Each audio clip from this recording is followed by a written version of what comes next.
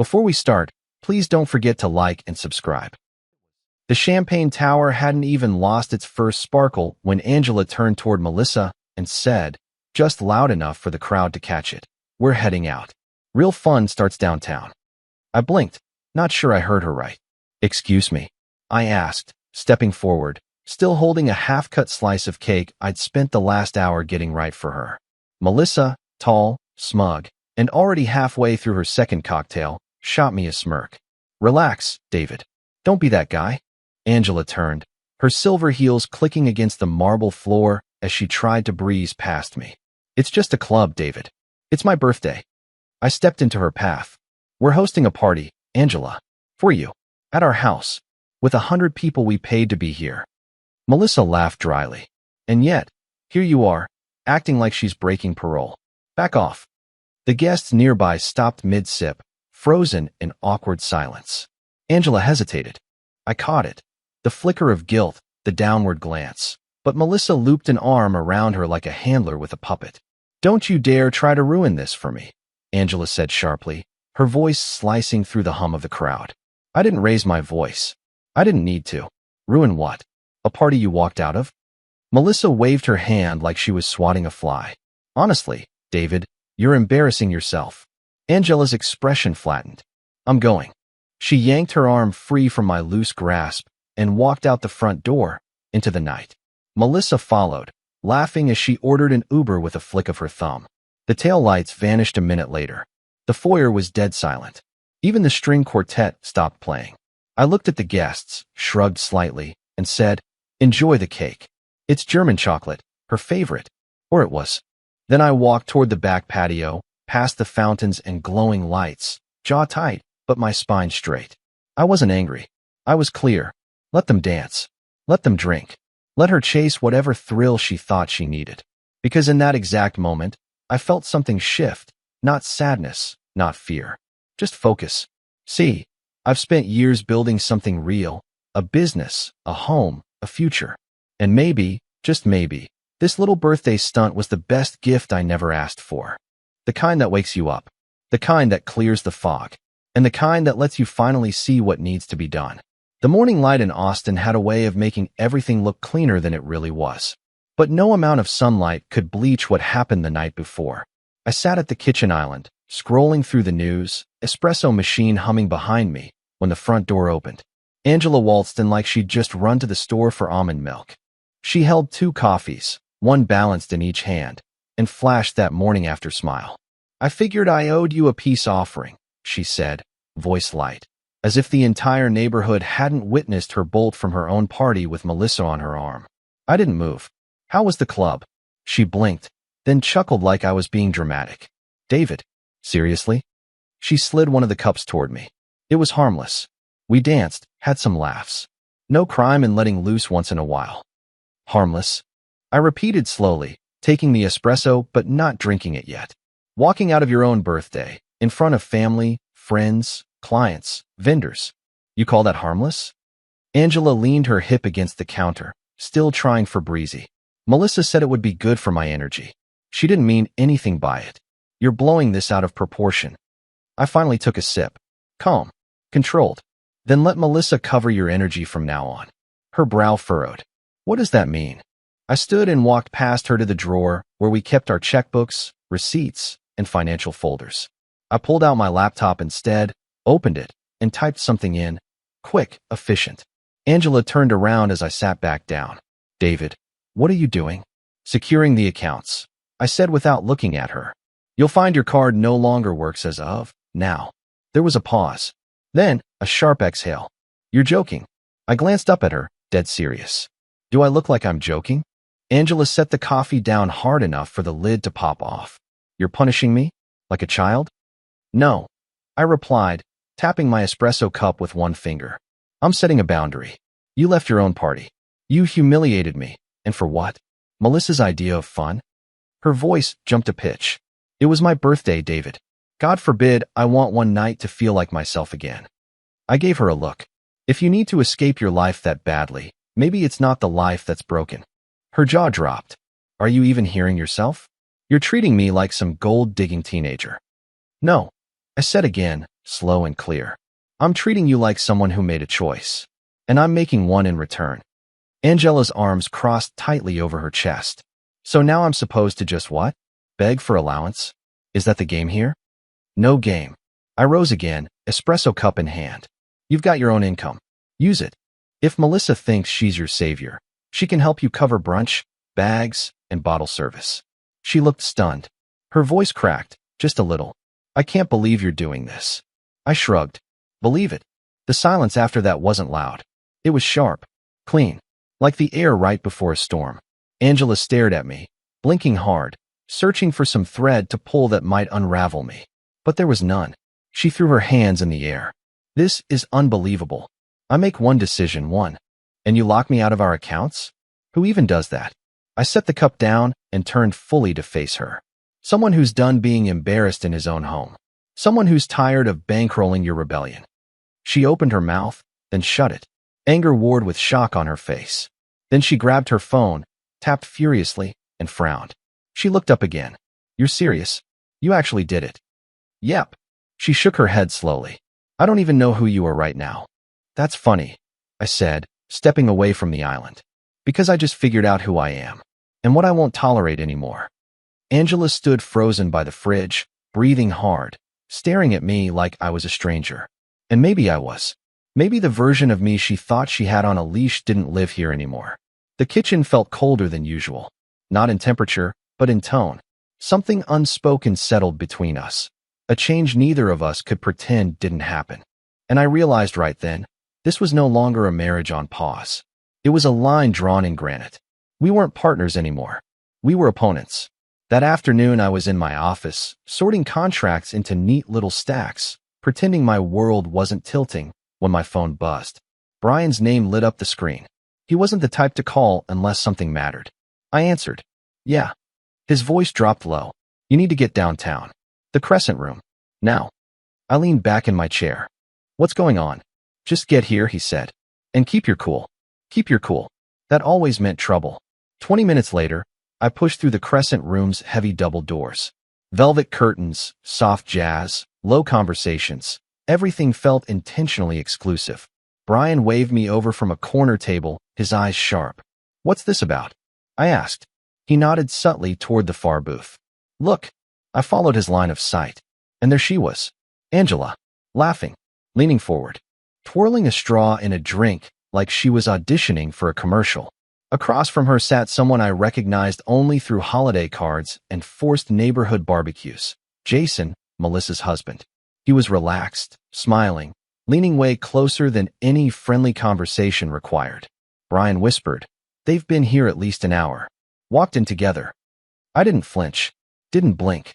I just let a small smirk tug at the corner of my mouth. It's funny, I murmured. Melissa dragged her to the club last night, but this morning she's sitting cozy with Melissa's husband.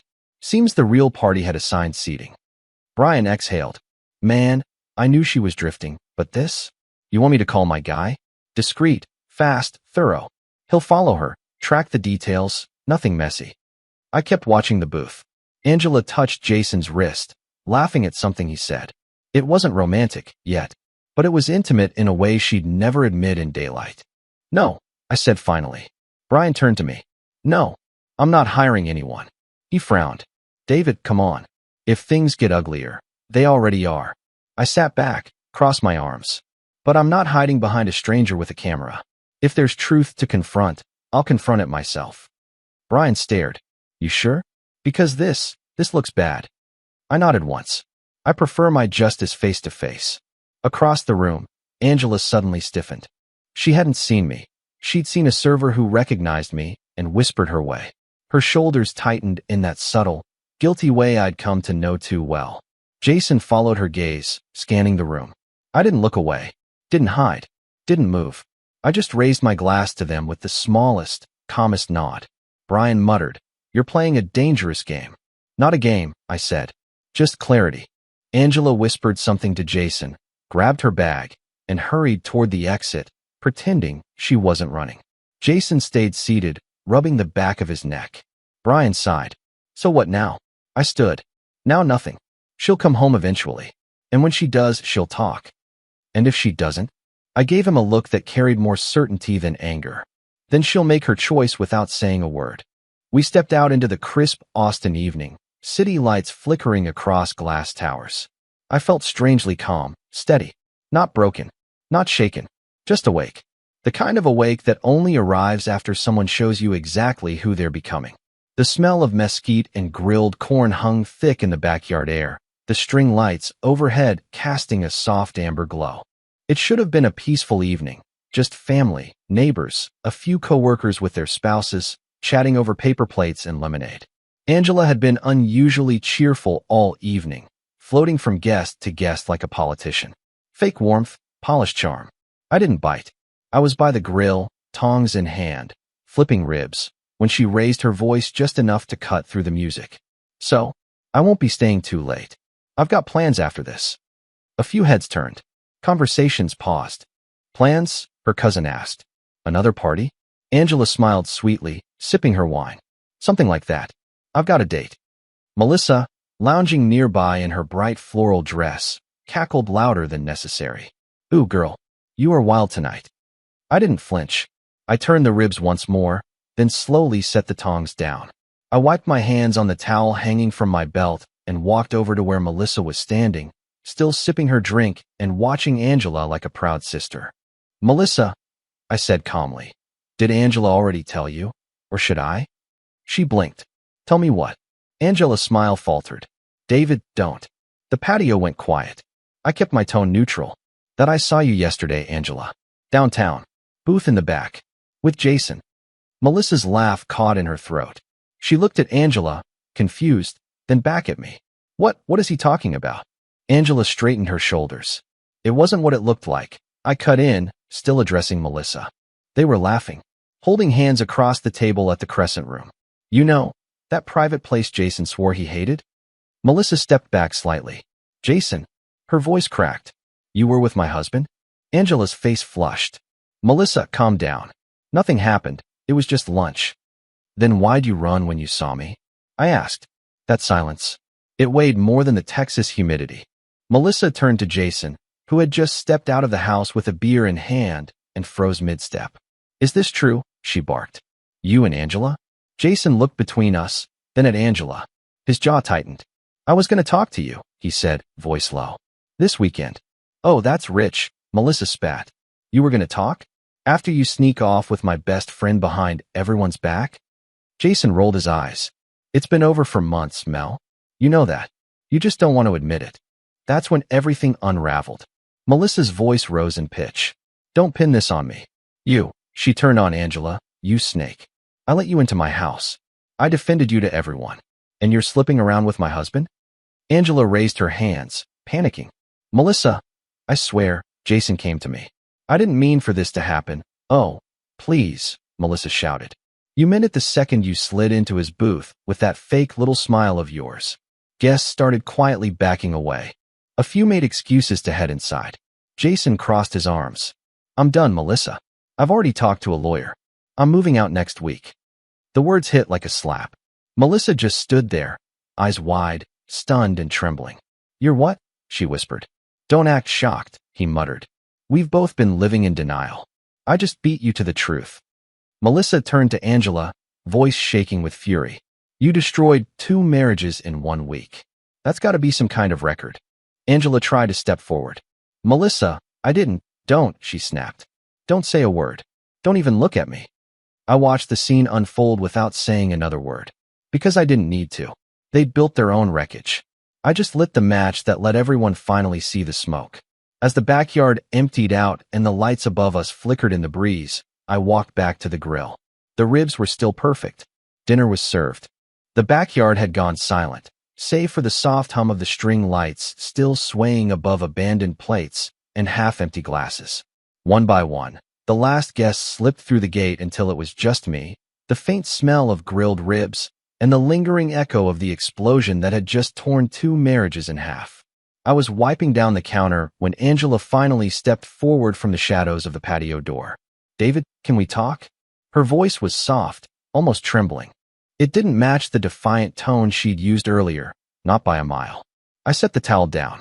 Talk. Now. She swallowed hard. I didn't mean for tonight to get so crazy. Melissa she blew things way out of proportion. I raised an eyebrow. You announced a date at a family barbecue. Then your little lunch partner got thrown under a spotlight. I'd say the proportions were accurate. David, please. She stepped closer. I made mistakes. I know I did. But the crowd, you humiliated me. I let out a sharp breath. You humiliated yourself. I just stopped covering for you. Her eyes glistened. I'm trying to apologize. It's too late. She flinched, like the words were a physical hit. What does that mean? It means the fallout already started. You decided to make a public spectacle, Angela. Now you get the public consequences. I'm not stepping between you and the mess you created. She stared at me, stunned. You're actually punishing me? No, I said, turning off the grill light. I'm stepping away from someone who thinks disrespect is a sport. She stood frozen for a moment before her composure shattered. I don't want this to get worse, she whispered. I don't. It already has. Her chest rose sharply, panic creeping in. We can fix it. If you just stop being cold. I cut her off. Cold would imply I still feel something. That did it. Her face crumbled. Without another word, she pushed past me into the house. Upstairs, I heard drawers slam, hangers clatter, the thud of shoes thrown into a suitcase. I stayed at the top of the stairs, leaning against the wall, watching her pack like someone fleeing a storm they created. She saw me in the doorway. Are you seriously not going to say anything? She cried. Not even now. I kept my arms folded. What is there to say? I'm your wife. You were. She gasped, clutching a handful of clothes. You can't just give up like this. I didn't give up, I said quietly. You walked out twice. Once at the party, and again when you decided your choices didn't need consequences. She zipped the suitcase with trembling hands. Where am I supposed to go? That's your next decision. Make one you can live with. A long, broken breath escaped her. She grabbed her bag, brushed past me in the hallway, mascara streaking down her cheeks. I never thought you'd turn into this, she whispered. And I never thought you'd turn into someone I couldn't respect. Her knees buckled at that, but she kept moving. Downstairs, the taxi headlights spilled through the windows. She hurried into the back seat without looking back. The door shut with a dull, final thud. The engine hummed. The car pulled away. Outside, the night was still, eerily still. No wind, no voices, no lingering warmth from the hours before. Just quiet. A quiet that wasn't sad. A quiet that wasn't peaceful. A quiet that meant something had ended and something else had begun. The next morning, downtown Austin moved like nothing had happened. Sunlight bouncing off glass towers. Electric scooters humming along sidewalks. The cafe smell drifting through open doors. But inside me, the gears had already shifted. I didn't feel bitter. I felt surgical. Focused. Vincent was already waiting when I arrived. Same corner table he always claimed, sleeves rolled to his elbows, reading the journal like a man who still preferred ink over screens. He looked up, then stood to greet me. Well, the ghost returns. I shook his hand. Not a ghost. Just been rethinking my calendar. Vincent smirked. I read between lines better than most. You didn't come here to catch up. No, I said, taking my seat. I came here for something specific. He slid my coffee across the table. Shoot. I stirred the cream slowly, watching the swirl fade into brown. I need Angela released from the firm. Quietly. No scene. No press. Just clean. Vincent's expression didn't change, but I saw the wheels turning behind his eyes. Marketing, he said. Under Jenna's team. Correct. She's technically a contractor, not salaried. Easier to cut. I nodded. That's why I placed her there years ago. Options. Vincent leaned back in his chair, studying me. You sure? She's not coming back to our house, I said plainly. There's no point pretending she should represent mine. He exhaled slowly. You always were clean with your cuts. Cold, but clean. I raised an eyebrow. You saying I'm heartless? No, he said, shaking his head. I'm saying I watched you build a life around someone who didn't deserve your stability. And I always wondered when you'd stop covering her mistakes. I sipped my coffee, then looked him square in the eye. So you'll do it? Vincent gave a single nod. Jenna's got the paperwork template. I'll draft a notice. Severance included, light, but fair. No drama, I said again. It's not vengeance. It's alignment. He gave a soft chuckle. You always did talk like a spreadsheet when things got personal. I smiled faintly. Keeps me from punching walls. He looked down at his coffee, then back up at me, quieter now. I never envied your position, David. Big house, nice cars, trophy wife. From the outside, it looked clean. But I saw the corners. I saw how much you covered for her. Covered. I repeated. Her lateness. Her spending. Her way of stepping into rooms like she didn't need to know anyone's name. You always smoothed it out. Like it was just noise to manage. I didn't answer right away. Because he was right. You'll get the signed form within the hour, he said at last, finishing his drink. And if she tries to push back, I'll remind her the marketing department doesn't negotiate loyalty. I met his gaze. Thanks, Vince. I know it's a weird ask. He stood, placing his napkin on the table. Nah, it's overdue. Consider it a professional favor. As we left the cafe, the sunlight didn't feel quite as warm, but the air felt clearer. Like one more weight had come off. I wasn't out for revenge. I just wanted the noise gone. And finally, it was starting to quiet down. It was nearly 9 p.m. when the door flew open. Angela's heels struck the hardwood like gunshots, and in her right hand, she clutched a wrinkled letter like it had been strangled the whole ride over. You think this is funny? She snapped, holding the page up like a warrant. You think you can just erase me? I didn't flinch. I leaned against the doorway of the study, sipping from a tumbler of water. Calm. Still. I didn't erase you, I said. I just closed a door you no longer belong behind. Her eyes blazed. You had me fired.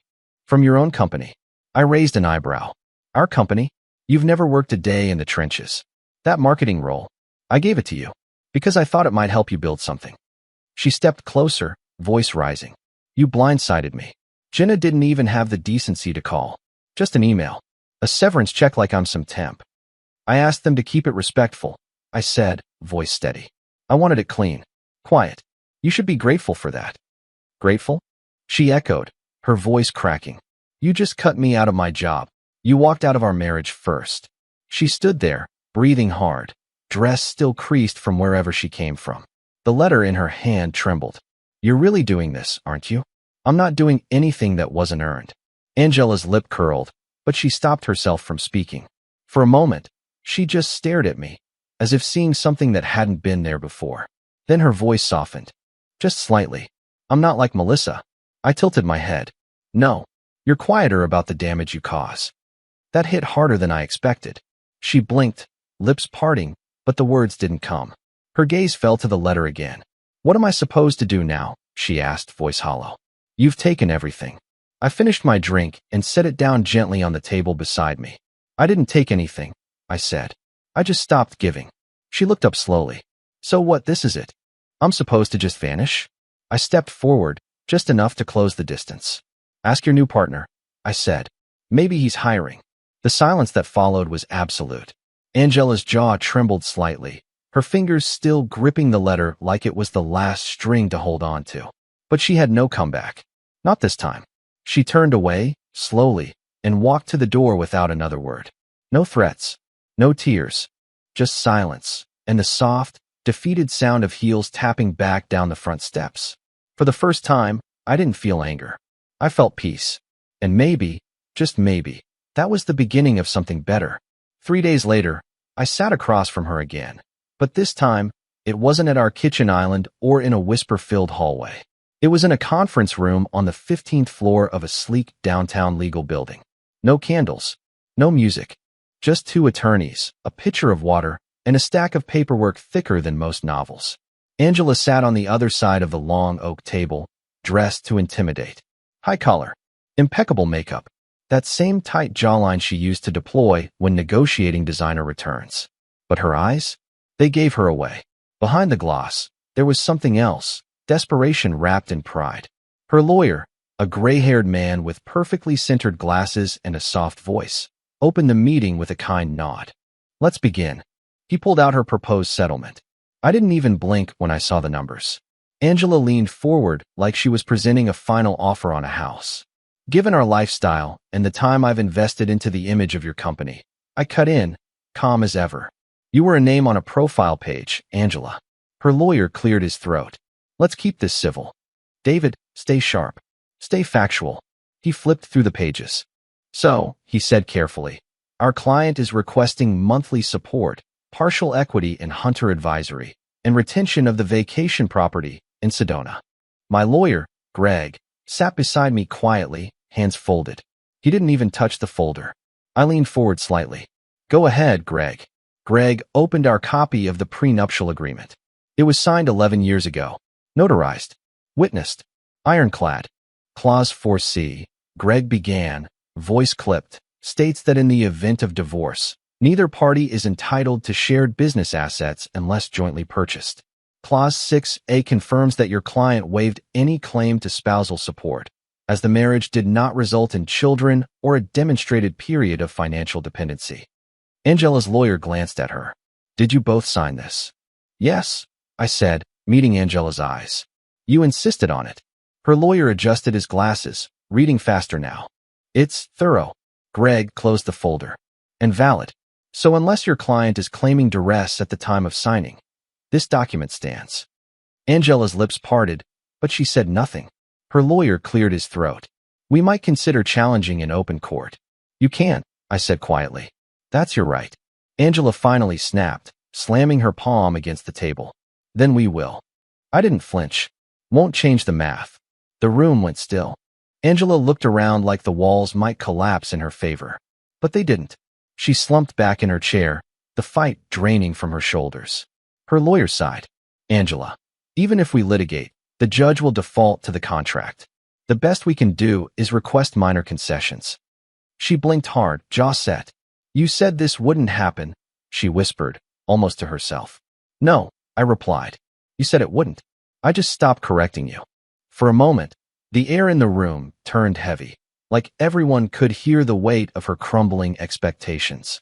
Then, quietly, she folded the proposal back into her leather folder, not saying another word. Greg leaned over. We'll draft final language by Friday. Angela nodded, her hand still clenched on the table. And just like that, the battle ended with paperwork, not fireworks. I didn't smile. I didn't gloat. Because this wasn't about winning. It was about clarity. And clarity, unlike love, comes with proof. Still here? Give this video a like, it really helps. I heard the knock before I saw the car. It wasn't casual, it was frantic, unrhythmic, desperate. When I opened the door, Melissa stood there, unrecognizable. Hair pulled back with one broken clip, makeup smudged from either a long night or a long cry, probably both. Her blazer was half-buttoned, and her purse strap hung by a single thread.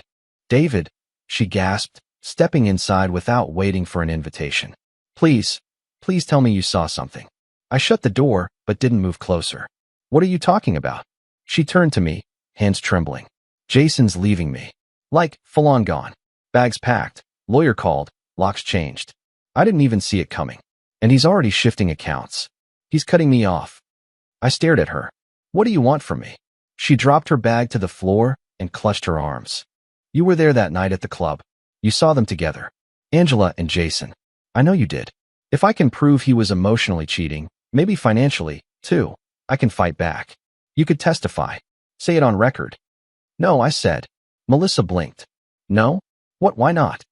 I folded my arms. Because you're asking me to stretch a moment into a narrative that benefits you. That's not truth. It's strategy. And I'm done being someone else's cleanup crew. She gawked at me like I'd betrayed her. I defended you, she said, voice rising. I told Angela to stay with you. I said you were boring, sure, but solid. And this is how you pay me back? I didn't bite. I never asked for your defense, Melissa. Her breathing grew jagged. He's liquidating everything. Stocks, savings. He moved money into an LLC I've never heard of. I have nothing. I need help. I can't help you, I said flatly. I have no evidence. No paperwork. Nothing admissible. And I'm not inserting myself into your divorce. You're protecting him, she shouted. You and Jason always had that smug loyalty thing. Well, guess what? He's scum. He's leaving me for someone who can't even tell the difference between a spreadsheet and a salad fork. I stayed silent. That made it worse. You're all the same, she snapped. Cold. Calculating. Heartless men who cut women loose once you're done using us for dinner parties and Instagram likes. She stepped into the kitchen, eyes scanning like a cornered animal. You sit here in your perfect house, drinking your fancy coffee, thinking you're above the rest of us. Then her hand reached for a plate on the counter. And before I could say a word, She flung it across the room. It shattered against the floor. "Melissa," I said sharply. She grabbed a glass next. "You have no idea what it feels like to be thrown away." The glass exploded against the fridge door. I didn't yell. I didn't chase her.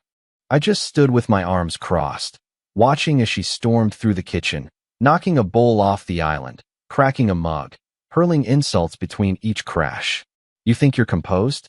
You're empty," she screamed. "You think silence makes you strong? It makes you alone. No one's coming to fix your precious life." The neighbors must have heard. It only took 5 minutes before I saw flashing lights through the window. She was mid-rant when the knock came. 2 officers stepped inside with calm urgency. "Ma'am," one said, "you need to come with us." Melissa whirled on me. "You called them?" "No," I said. "The walls are thin. You made yourself heard." She tried to shake the officers off, but they gently restrained her wrists. "I trusted you, David," she yelled as they led her toward the door. "I told you things I never told anyone. You're just like him." I didn't answer, just followed them to the door and watched her disappear into the night. One of the officers turned to me. "Do you want to press charges?" I shook my head. "No. She's already lost everything. Let that be enough." The door shut softly behind them. I looked around the kitchen. Broken glass glittered on the tile. My espresso mug lay in 2 clean halves near the baseboard. I didn't move to clean it up. Not yet. I just stood there in the center of it all, watching the pieces reflect the overhead light, and knew this was the last of the chaos I didn't ask for. And somehow, the silence that followed felt like a beginning, not an ending. The courtroom was half empty when the judge read the decision. Angela never showed. No attorney. No objection. Not even a courtesy delay request. Just silence. Greg leaned toward me as the judge flipped through the paperwork. "That's it." Her side waved response by absence. "This ruling will stand." I nodded once. Final. The court awarded me full retention of the house, the investment portfolio, and all company assets previously under joint review. The prenup held. Every clause, every safeguard I once thought was paranoid, turned out to be protection. The gavel dropped with a soft clack. Outside, the sky was painted in late afternoon gold. No crowd. No reporters. Just the breeze tugging at my jacket and the sound of someone else's life coming apart. Quietly, cleanly, completely. I didn't feel joy, but I felt done. That night, back home, I sat on the deck behind the house. Same place I used to watch Angela host book clubs she never read for, laughing in circles she never cared about. I had a bourbon in hand, ice just beginning to melt. Then my phone buzzed. A text from Brian. "You're not going to believe this. Check your email." Forwarded a message from a friend in Madrid. I opened the attachment. A grainy photo popped up. Angela, standing at a European airport baggage claim. Sunglasses too large, coat too expensive. Right beside her, Jason. Jason, Melissa's now ex-husband. Brian followed up with another message. Word is, they're in Spain. Jason liquidated his accounts before the split. Melissa's lawyer can't trace a dime. She's stuck, working part-time. Might lose her apartment. I stared at the screen for a long moment. 2 people who thought they could outrun consequence ran straight into each other. Angela had burned the house down only to build another fire with someone who already played with matches. I lifted my glass. To irony, I said aloud. Then took a slow sip, the bourbon sharp and warm. The wind moved through the trees, calm and even. And for the first time in a long time, I didn't feel the need to look over my shoulder. A week passed. No calls. No apologies. No surprises. Just the quiet aftermath of a storm that had torn through 4 lives and finally moved on. I was in my office early that Monday, sunlight creeping across the floorboards, files stacked neatly beside my laptop, when Greg forwarded me a news article. American businessman detained in Barcelona over massive U.S. debt fraud investigation. There was a blurred photo beneath the headline, but I didn't need clarity. Jason. Apparently, the money he liquidated wasn't just marital property. It included a few clever investments tied to shared accounts under false business names. When Melissa's lawyers started digging, federal agencies picked up the scent. He was arrested trying to fly from Spain to Greece. Alone. No mention of Angela in the arrest record. But the second article answered that. Runaway couple splits overseas. Sources say woman returned to U.S. After funds dried up, Angela came back. Not to our city. Not to our home. She was living with her older sister in rural Missouri, helping raise 3 kids under 10. No car, no job. Her sister posted a photo of the family dog's birthday on social media, and there she was in the background, ponytail, hoodie, cake knife in hand. I stared at the image for a long time. Angela, who once laughed at women who stayed home, was now folding laundry in someone else's house. No club nights, no boutique orders, just silence and chores and a life she never imagined for herself. Melissa? I heard through a mutual friend she'd been couch surfing until a friend let her crash in a converted garage apartment. She was working 2 jobs, retail and night shifts at a call center. That same friend told me Melissa had started therapy. I hope that part's true, because some people still have time to turn around. But as for me, I didn't need revenge, didn't need headlines or public shaming. I just needed distance and time. Now I had both. I sat back in my leather chair, sunlight warming the side of my face, and let out a slow, quiet breath. My phone buzzed, calendar alert for a meeting. I silenced it, then reached for my coffee. Before I took the first sip, I looked out the window, not thinking about what I'd lost, but about what I'd stopped carrying. Because not every debt needs to be collected. Some just settle themselves. Eventually. And that was the end of the story. I still think about Melissa sometimes, how she stormed into my house, broke half my kitchen, and screamed for someone to save her instead of saving herself. So let me ask you, did she do the right thing by coming to me for help, or was it already too late? Drop your thoughts in the comments. I'd really like to know how you see it. And hey, if this story hit you somewhere real, don't forget to like and subscribe. I've got more coming.